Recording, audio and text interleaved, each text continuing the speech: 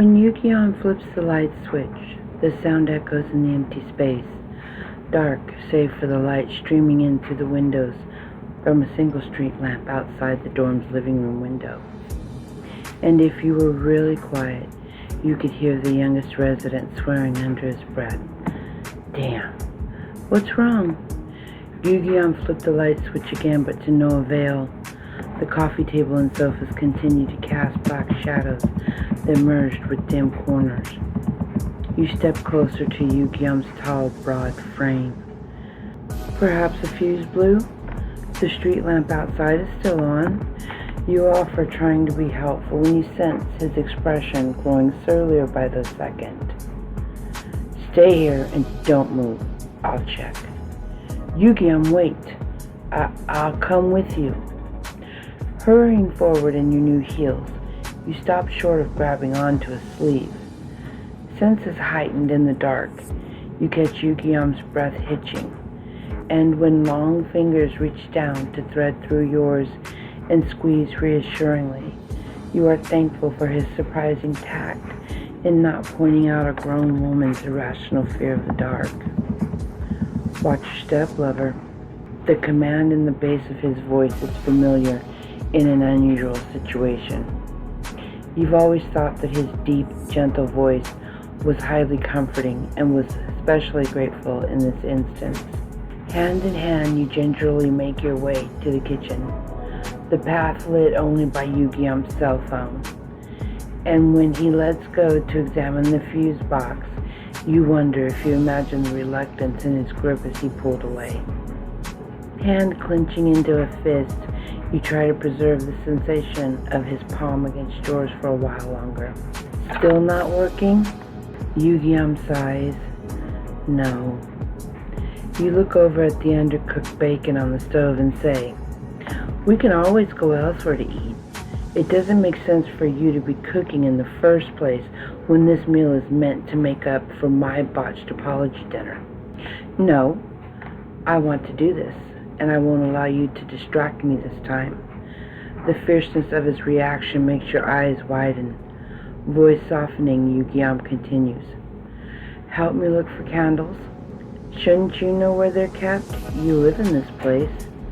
You ask, sweeping the beam of your smartphone's flashlight over murky shapes in cupboards and drawers.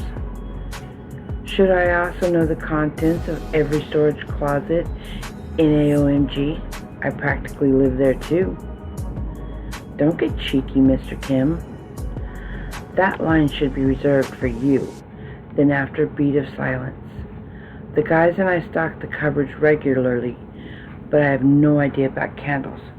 And I told you not to call me Mr. Kim. Chuckling inwardly at how easy it was to rile this man up, you finally notice a few candles at the back of a shelf. Tiptoeing in your stilettos and extending your arm, your fingertips dance towards them to come up an inch short. Then suddenly, a bloom of warmth on your bare skin. Yugyeom's hand is on your lower back, exposed in the dress you had chosen to try and get him to see you as more than a friend. The man presses closer behind you, one long arm reaching overhead for the candle while the other snaked around your waist. There, in the darkness, his proximity silences every thought but one. How wonderful the hard lines of his body would feel melted against the curves of yours. Lingering a beat longer than propriety would have dictated, Yugyeom's breath is warm and comforting at the crown of your head.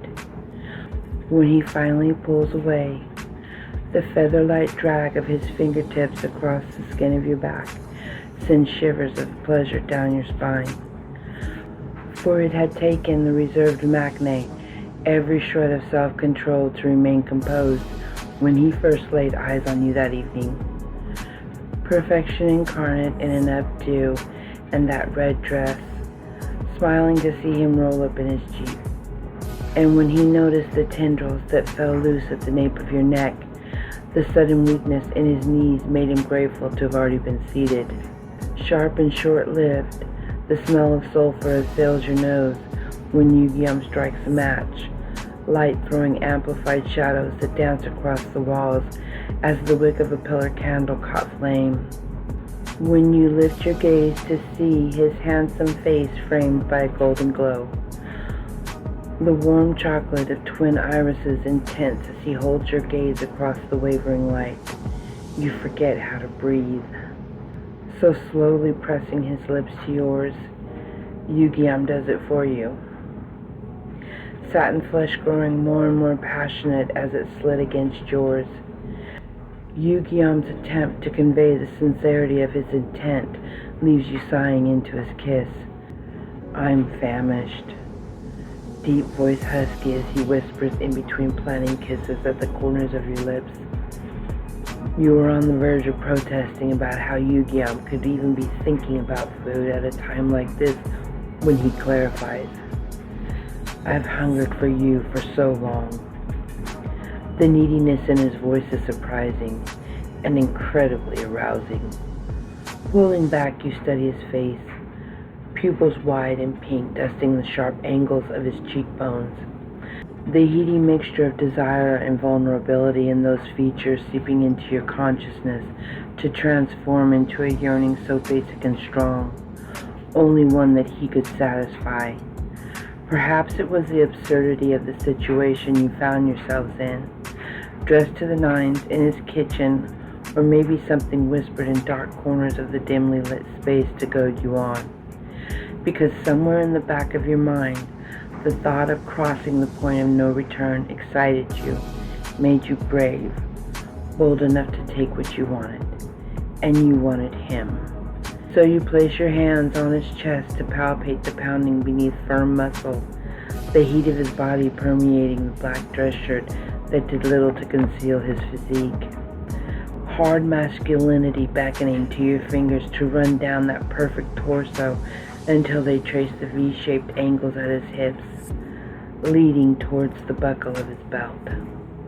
Then looking up at Yugyeom's flushed face, you ask, help me out of this dress? Gripping the ledge of the marble breakfast island, you sigh as Yugyeom presses a kiss to the nape of your neck, nimble fingers unhooking the clasp just below with ease.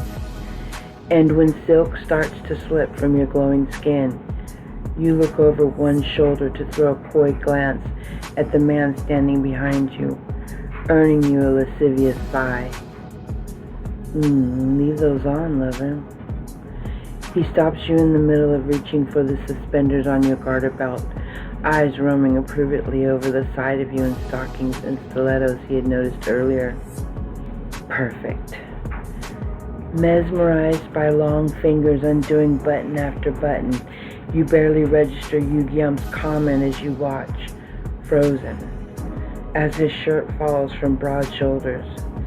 And when his muscular arms finally wrap you in their embrace, the touch of his bare skin on yours propels the blood through your veins to animate you once more. Bending to the will of his hand burying in your hair, strands tumbling loose around that grip as he drew you in for another kiss on the lips, notch of your neck. Yugyeom. Voice coming out in a coquettish whine so foreign to your ears. Embarrassment is the last thing on your mind as you run your fingers through Yugyeom's thick brown hair, your sole concern focused on Yugyeom.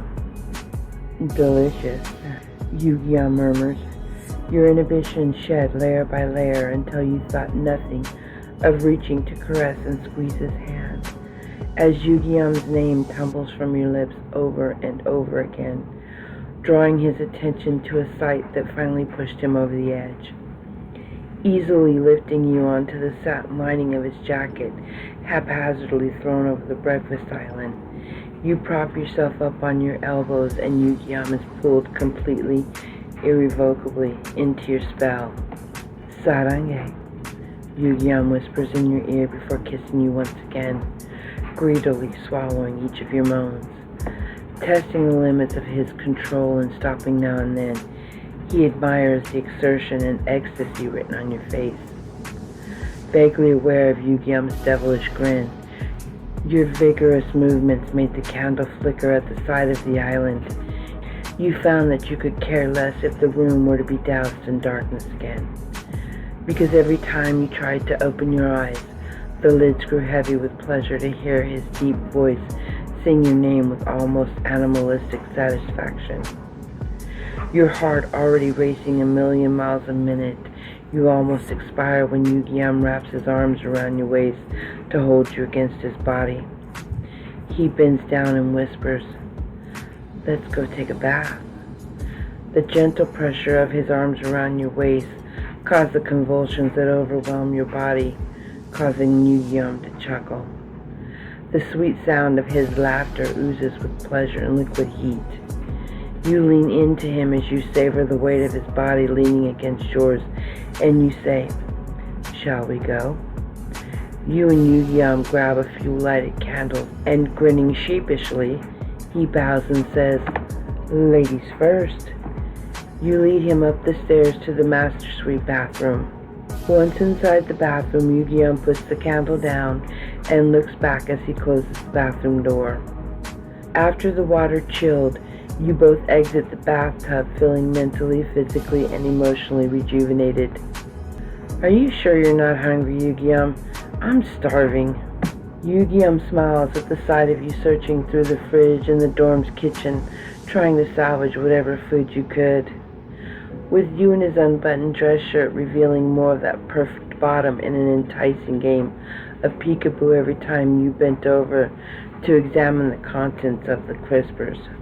Looking at you with a mischievous grin, Yugyeom was glad that you had taken his advice and put back on the stockings and stilettos as well. Great investments, really, the idol thought to himself with a grin as he realized that they had been bought to entice you. Yes, there's pudding, although the bowls aren't nearly as interesting this time around. You prod Yugyeom as you approach him, tapping a spoon mischievously against your lips, curved up in a smile as you eyed him standing there in his boxer briefs. I suppose you did work off enough calories tonight to merit dessert. You know, you really are much more handsome when you aren't being mean. Rolling your eyes, you ignore the furrow in his brows as you lift a spoonful of pudding to your lips, thinking you were so cool with your retort until you realized that some had dropped onto your chest. But you weren't the only one to notice. Yugyeom already had his gaze fixed on your chest as he approached, bending to clean the pudding off in one slow, sensual motion before saying, "Actually, lover, I think second helpings are in order."